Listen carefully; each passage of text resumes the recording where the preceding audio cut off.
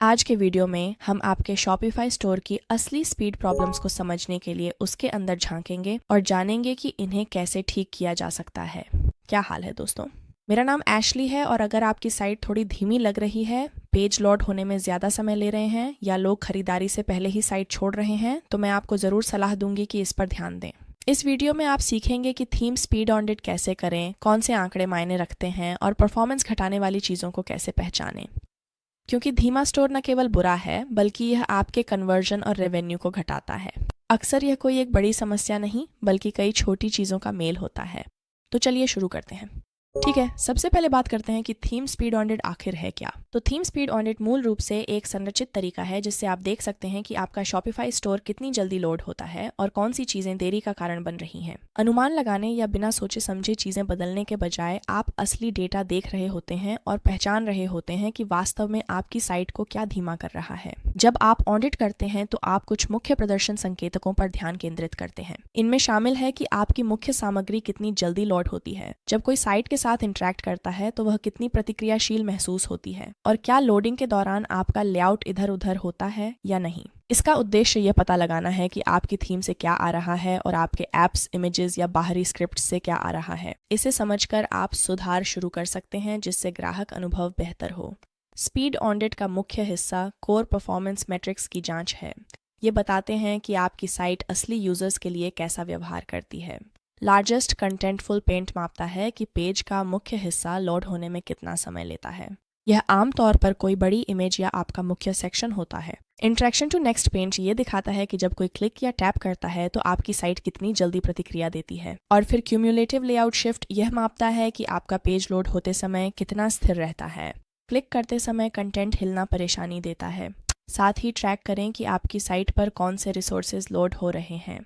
इसमें scripts, image, font और tools शामिल हैं। क्या लोड हो रहा है और कितना समय लग रहा है, यह देखकर समस्या पहचानना आसान हो जाता है। कुछ टूल्स स्टोर को रियल टाइम में टेस्ट करने और बैकएंड गतिविधियों को विस्तार से देखने की सुविधा देते हैं। यहीं से पता चलता है कि असल में कौन सी चीजें स्टोर को धीमा कर रही हैं।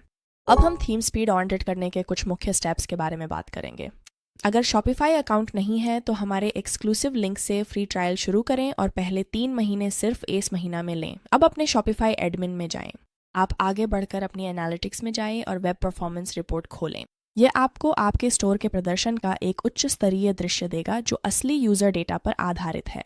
इसके बाद आपको समझना है कि ये आंकड़े असल में क्या दर्शाते हैं। तेज लोड टाइम और स्थिर लेआउट एक बेहतर अनुभव बनाते हैं।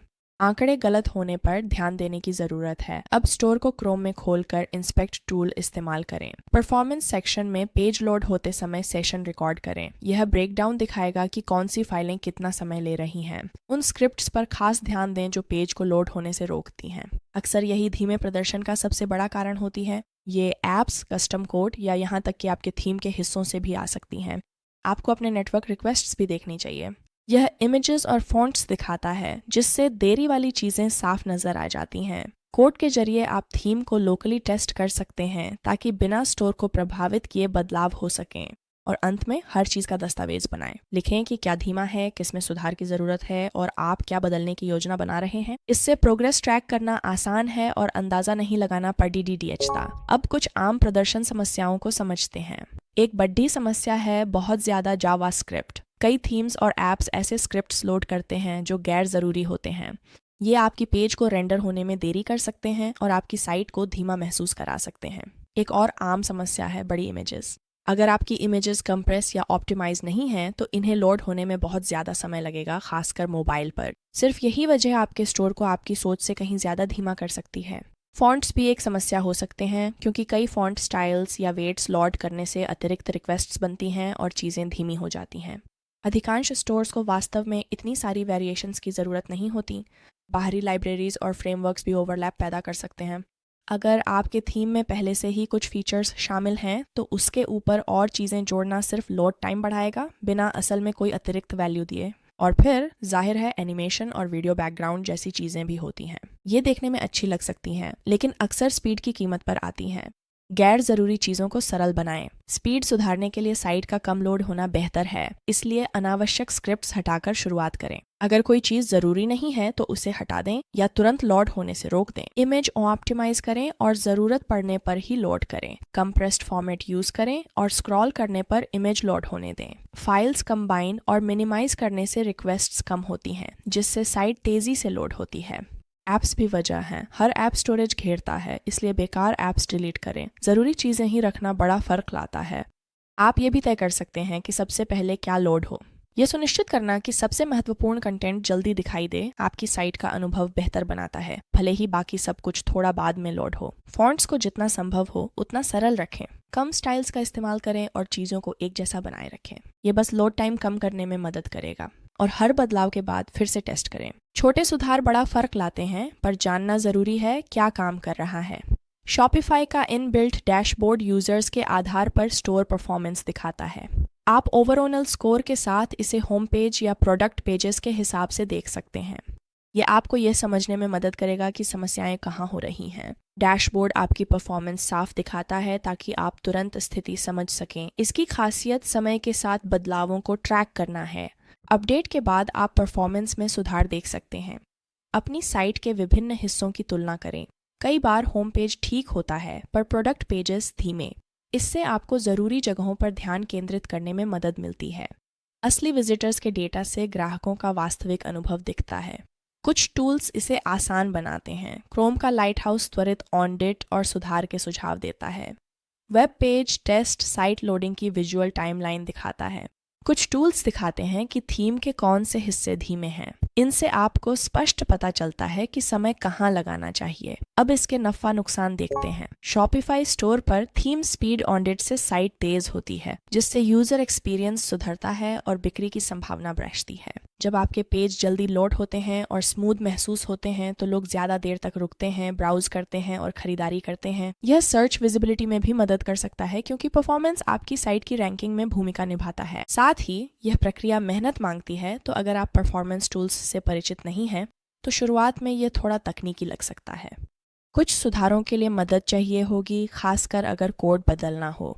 शायद स्पीड के लिए आपको पसंदीदा फीचर्स हटाने पड़ें, जो एक समझौता होगा। ठीक है, अब आइए अलग अलग प्लान्स और प्राइसिंग विकल्पों के बारे में बात करते हैं। हमारे लिंक से आप शॉपिफाई 3 दिन मुफ्त आजमा सकते हैं, फिर अगले 3 महीने सिर्फ $8 प्रति माह। यहाँ कई विकल्प हैं। मैं वार्षिक प्लान बताऊंगा क्योंकि इसमें आपको सबसे अच्छी कीमत और 25% बचत मिलेगी। तो पहले 3 महीनों के लिए $1 प्रति माह की सुविधा बेसिक, ग्रो और एडवांस प्लान्स के साथ मिलती है, और फिर प्लस प्लान आपके पहले महीने के लिए $399 का है। तो बेसिक प्लान के साथ यह सालाना बिलिंग पर $29 प्रति माह है। तो ये सबसे अधिक कार्ड रेट्स हैं। और फिर कुछ अन्य फीचर्स हैं। 10 इन्वेंट्री लोकेशंस, 24 घंटे चैट सपोर्ट और फिर इन पर्सन सेलिंग। फिर हमारे पास ग्रो प्लान है जो सालाना बिलिंग पर $69 प्रति माह है। इसके साथ कार्ड रेट्स थोड़े कम हो जाते हैं और आपको शिपिंग पर भी बड़ा डिस्काउंट मिलता है। साथ ही बेसिक प्लान की सारी सुविधाएं मिलती हैं, लेकिन इसके अलावा आपको 5 स्टाफ अकाउंट्स भी मिलते हैं। फिर हमारे पास एडवांस प्लान है जो सालाना बिलिंग पर $299 प्रति माह है। इन सभी प्लान्स बेसिक, ग्रो और एडवांस में से एडवांस प्लान में रेट्स सबसे कम हो जाते हैं, और फिर इसमें 87% शिपिंग डिस्काउंट, मार्केट के हिसाब से लोकल स्टोर फ्रंट्स और 15 स्टाफ अकाउंट्स जैसी अन्य सुविधाएं भी मिलती हैं। अंत में है प्लस प्लान, और यह जटिल व्यवसायों के लिए है।